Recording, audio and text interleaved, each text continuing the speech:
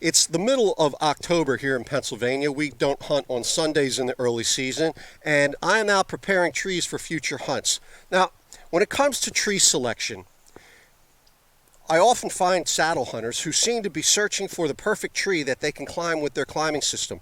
But not to brag, but I'm a very successful deer hunter. I've already filled 4 of my tags, including a nice 10-point buck this year. And in my experience in scouting deer and hunting deer all of my life, they don't always choose the places to travel where they're the best trees to climb and of course are full of hunters. And here I am in a crossing area, which I discovered a couple years ago, but never really saw a good tree to climb. Well, today we're going to be climbing a pretty ugly tree, and I'm going to be preparing it. And I've used my throwball. This is the most valuable tool in your toolbox if you learn how to use it. And if you've got the time to prepare your spots before an actual hunt, sure, I could have come in here at noon or midday or early afternoon and prepared this tree, but why make such a mess? Let's take a better look at this tree so you can get an idea how messy it is. In the center of your field of view is the weeping willow tree that I'm about to climb. And not that I can give you a very good tour, but there's really not much here to climb. We've got some really high grass on the other side of a stream that's between us and the woods, and they come out of those thick section of woods and they cross the stream right here. And I've got a pretty good path right here leading up to that tree. Now sure, I'd have liked to pick another tree, but there's simply not anything around. We've got nothing but a mess and open sky in the other direction. And so that's my tree. It'd be great in the early season while you still got some cover. I'm going to climb it. I'm going to cut a few branches to make sure I got a shooting lane to the spot that we are standing, which is only about 18 yards away. Perfect distance for a shot. Okay, so call me lucky, but I got my throw ball up through that tree with the first throw, and it went right over a sturdy crotch. Now, a weeping willow tree is not the strongest tree in the forest, and so this is not a strong enough tree for me to attempt a basal anchor and SRT, as there were many, many branches between my lines. But one of the things that I like about having clips on the end of my throw ball is how easy it is to transfer the ball from one side to the other. Because look how I got this ball isolated over a tree crotch in a tree this messy. There's 60 branches between me and the top of the tree. Well, this throw ball shot out the other side of the tree, so I just drew it back up, right? I drew it back up and I looked until it was at the crotch, and I let it down straight to me. But this line was way over there where we just shot that clip. I put the throw ball on it, I drew it back up to the crotch, right? I just switched sides.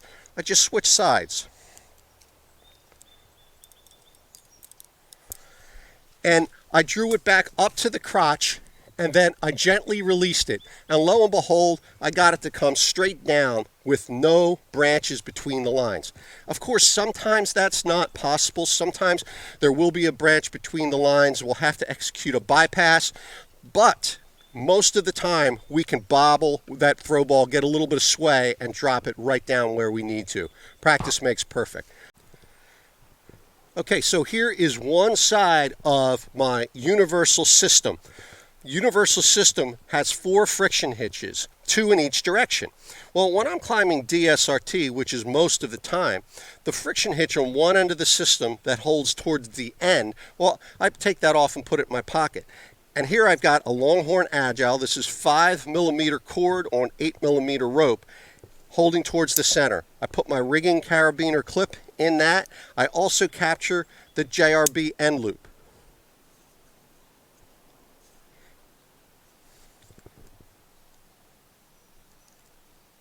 Now there's a possibility that this might have some trouble getting through, right? There's a possibility of that. But we're not going to worry about it, because if worse comes to worse, the Longhorn Agile is so easy to take off and put back on that we'll just bring it back and do so.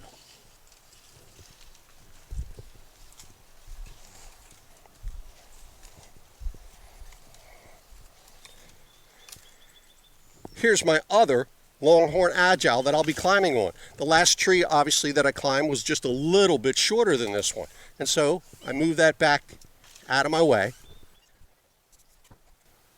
These Longhorn Agile hitches are subject to disorganization.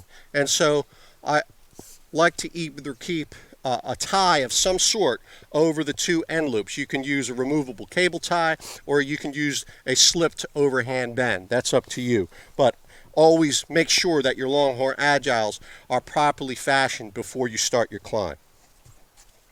Here's my Garda hitch foot loop. I did a hitch climb yesterday, so it's set in transformation mode. We'll transform it back into its normal form. My redundant bridge gets connected to my best friend loop, giving me redundancy. I keep my bridge just a little bit short for this climb because I'm going to be dealing with a lot of junk. And this is going to be a messy climb. I want to make sure when I come back to this tree that I'm capable of doing so with minimal interference. So I'm going to make sure I've got a small path up through the tree, and I've got my Silky Pocket Boy at the ready. You can find this device on the shopping list on my website, jrbtreeclimbing.com. It is a fantastic saw, but be very careful when using it. It's super sharp, and you know what that means. And I've got my gear bag. This is the same one I use when my scouting and my hunting.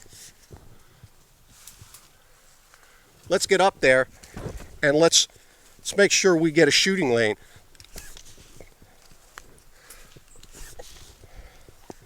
When I climb, I prefer, you can put your hand here or here, I prefer to have it right down here on the Garda, because we don't ever want to give ourselves the chance to accidentally tend our friction hitches.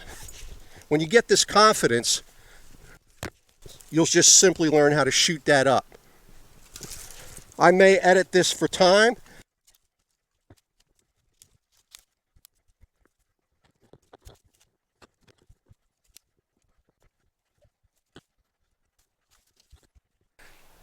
Okay, let's get you guys a look at what I'm seeing.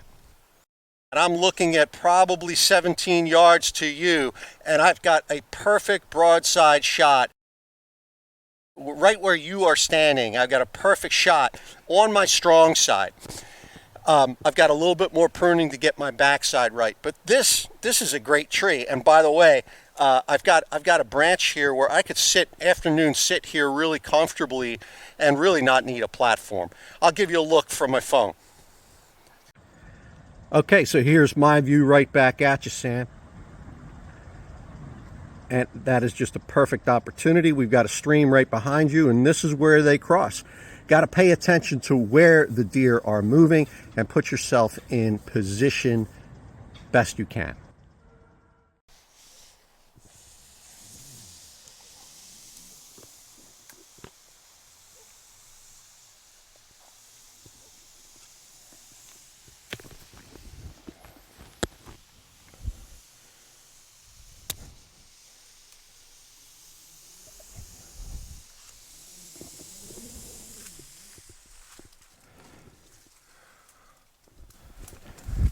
I don't like to make predictions about hunting, but I will go out on a limb and say I'm going to have some adventuresome hunts here.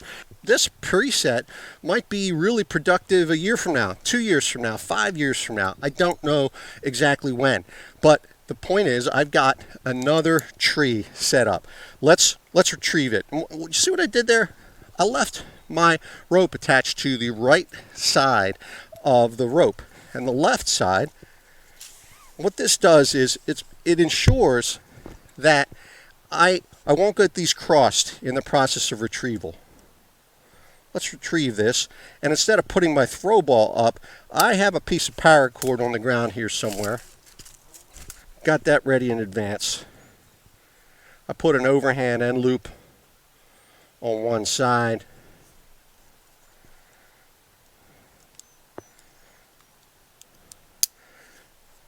You know, I could tie knots. I'm good at tying knots, but my hands might be cold. I might have gloves on. I love these rigging carabiners. Find all that stuff on my website.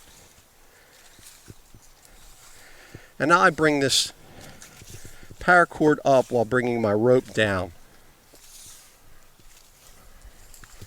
And if I guessed well with my paracord length, and I did,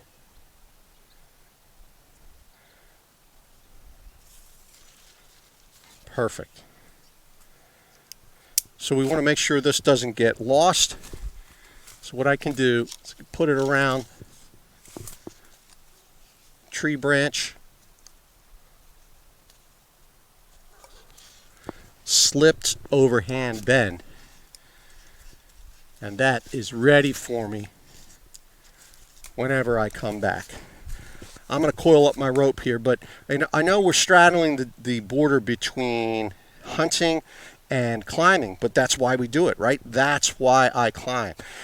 So I urge you to, and I'll try to add more content on this about learning the behavior and patterns and travel routes of a whitetail. You're really at a disadvantage if you're just walking into a piece of woods for the very first time and assume that you're going to be able to read exactly what's going on. The more hunts that you've executed on a property, the more walks, the more preseason scouts, the better your results will be. And if you do your homework, you'll find spots that are productive year after year. Deer like to cross streams at the same place, despite what's going on with the vegetation.